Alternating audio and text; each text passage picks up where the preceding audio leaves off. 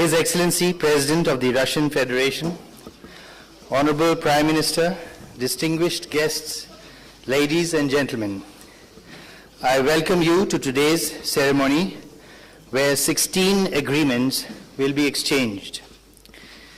First, we have the protocol for consultations between the Ministry of External Affairs of India and the Ministry of Foreign Affairs of Russia for the period 2015-16.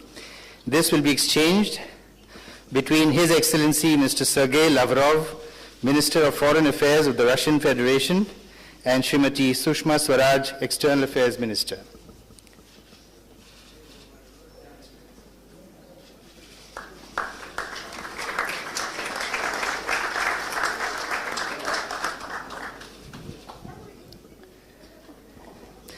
We next have the Program of Cooperation under Framework of Intergovernmental Agreement for Enhancement of Cooperation in Oil and Gas in 2015-16. This will be exchanged between His Excellency Mr. Alexander Novak, Minister of Energy of the Russian Federation, and Shri Dharmendra Pradhan, MOS, Ministry of Petroleum and Natural Gas.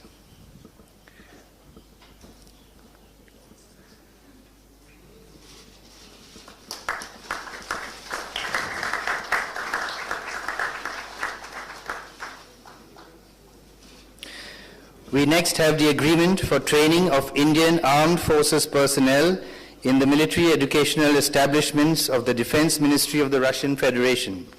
This will be exchanged between General A. Bakhin, First Deputy Minister of Defense on the Russian side, and Shri Radhakrishna Mathur, Defense Secretary of India.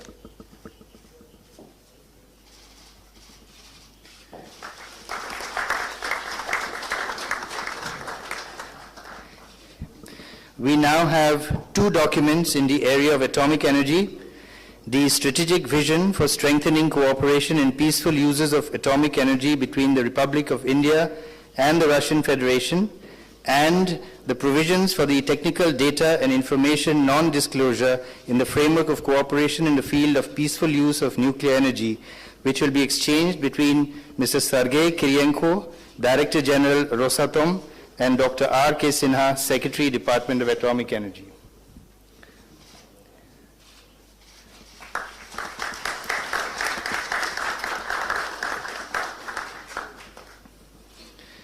We next have the MOU between Quality Council of India and the Federal Accreditation Service of the Russian Federation on technical cooperation on accreditation.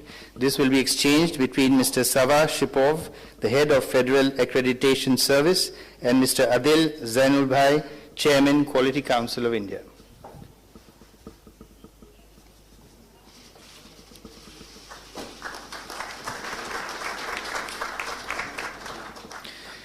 We next have the Memorandum of Understanding between the Indian Council of Medical Research and the Russian Foundation for Basic Research on Cooperation in Health Research. This will be exchanged between Mr. Vladislav Panchenko, Chairman, RBFR Board, and Dr. V.M. Katoch, Secretary and DG, Indian Council of Medical Research.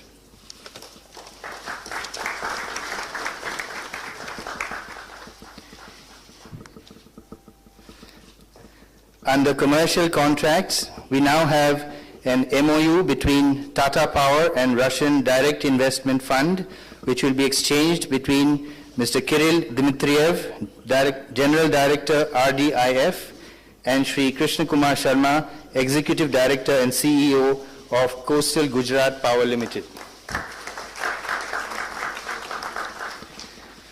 Next, we have an MOU between Akron of Russia and NMDC of India to implement the understanding reached to acquire a stake in a potash mine in Russia. This will be exchanged between Mr. Alexander Popov, Senior Vice President Akron, and Shri Narendra Kothari, Chairman and Managing Director NMDC.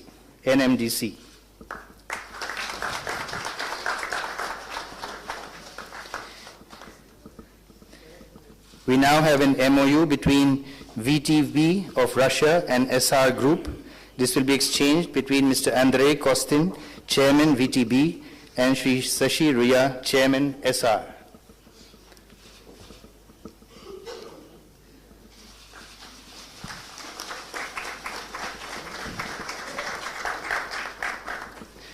We next have an MOU between IDFC Infrastructure Development Finance Corporation Limited and RDIF, Russian Direct Investment Fund, on a co-investment opportunity of up to $1 billion. This will be exchanged between Mr. Kirill Dmitriev, Chairman RDIF, and Dr. Rajiv Lal, Executive Chairman IDFC. Next, we have an MOU between Oil India Limited and Zarubezhneft. This will be exchanged between Mr. S.I. Kudryashov, Director General Zarubezhneft, and Shri Sunil K. Srivastav, Chairman Oil India Limited.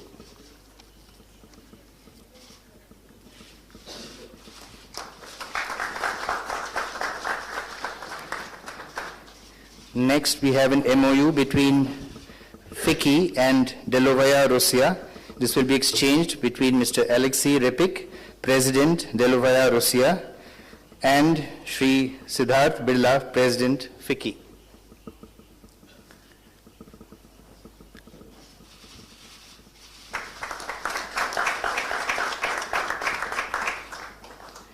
Next, we have an MOU between news agencies PTI and TASS. This will be exchanged between the Director General of TASS, Sergei Mikhailov, and Shri M.K. Razdan, Editor-in-Chief of PTI.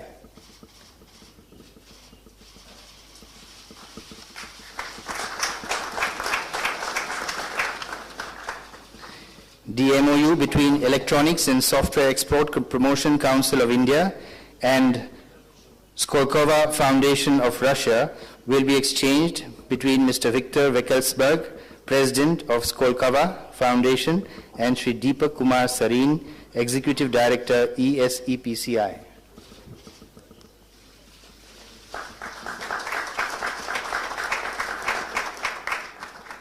Finally, we have an MOU between SR and Rosneft for long-term supply of crude oil.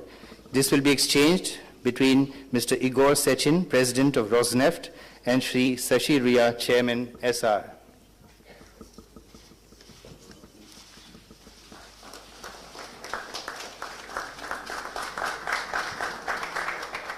This concludes the ceremony. Thank you.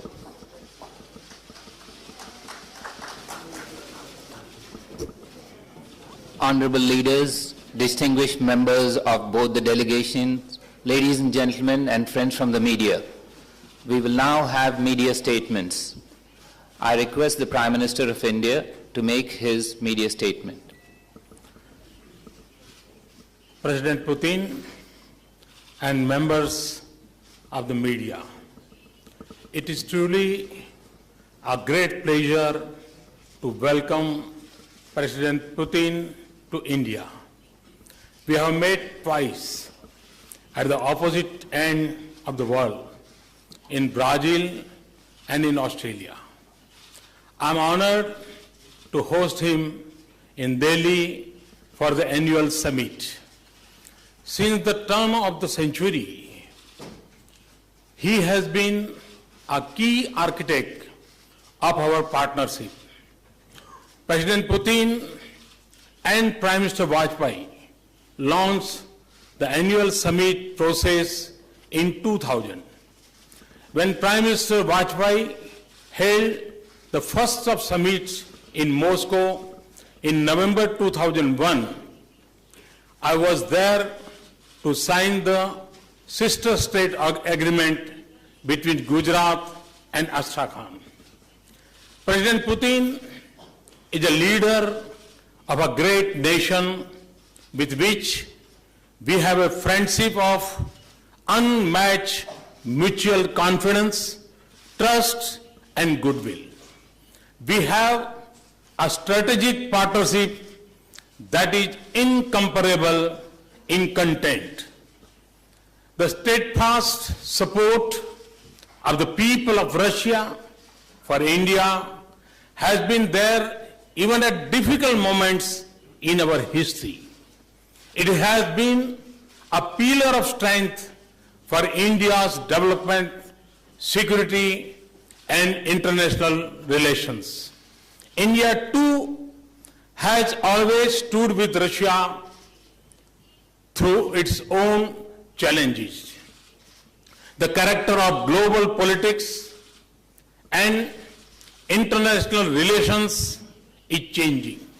However, the importance of this relationship and its unique place in India's foreign policy will not change.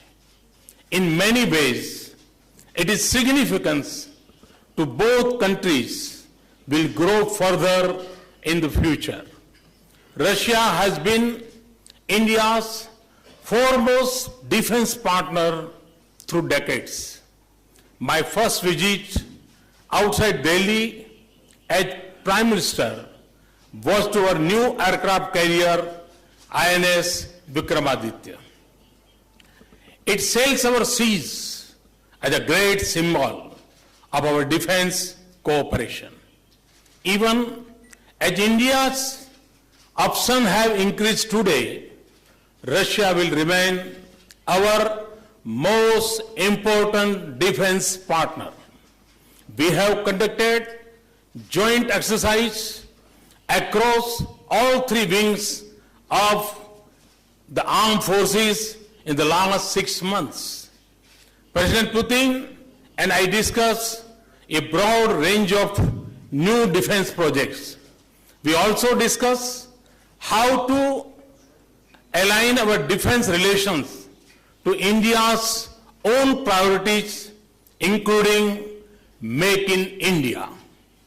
I am pleased that Russia has offered to fully manufacture in India one of its most advanced helicopters.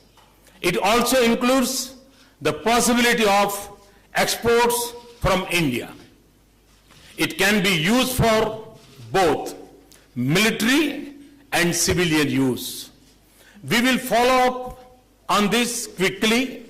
I also propose that Russia should locate manufacturing facilities in India for spares and components for Russian defense equipment in India.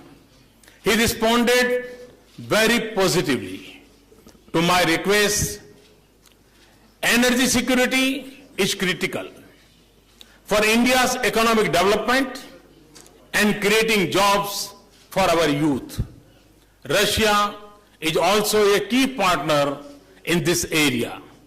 I am pleased that the first unit of the Kudankulam nuclear power plant is on stream. It has added 20% of the existing capacity for nuclear power in India. We are on course for installing the next 3 units of 1,000 megawatt each. Today, we have outlined an ambitious vision for nuclear energy of at least 10 more reactors. It will have the highest standards of safety in the world. It will also include manufacture of equipment and components in India. This also supports our Make in India policy. Russia is the world's top source for hydrocarbon resources, and India one of the world's largest importers. Yet, despite our close friendship, our collaboration in the sector has been disappointing. Today, we have made a new start with a few important agreements, but we will set an ambitious agenda for partnership in oil and natural gas.